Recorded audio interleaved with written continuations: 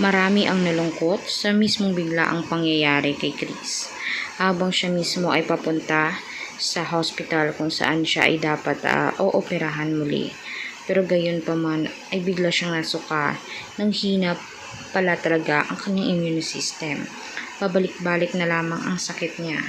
Kahit naman nagpapakita siya sa media at sa TV ay hindi naman sapat umano na ganoon na talaga kalakas ang kanyang pangangatawan. Gayon pa rin nag-aalala ang mga pamilya at mga kaibigan niya sa kanya dahil halos pabalik-balik talaga ang iniinda niyang sakit. Tila parang walang katapusan ito.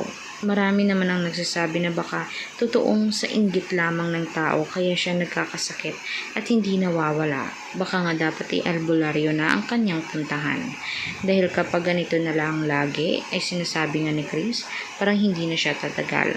Pero kailangan lamang niyang makita at maisigurado na ang kinabukasan ng mga anak niya ay mabuti at maganda. Kaya nga lahat ng mga papers, mga ari-arian ay isinalin na niya sa mga anak niya at nakapangalan na kina Bimby at Joshua.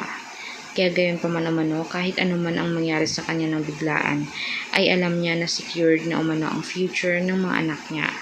Pero gayon pa man, meron pa ring pag-asa itong si Chris na sana umano ay gumaling at makabalik na mismo sa ABS-CBN at makapag-host na rin at makapagbigay na rin ng saya sa mga manonood. Alam naman niya marami umanong taong naghihintay at sabik na makita siya muli sa media at sa telebisyon. Pero gayon pa man ang picture itong Chris Aquino ay talagang nagpapatunay na siya ay meron talagang malubhang sakit.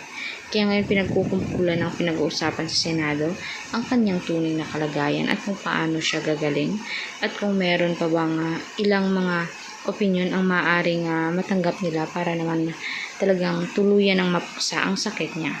Kaya for more public videos guys, mag-subscribe, i-like at share natin videos sa public. Maraming salamat po.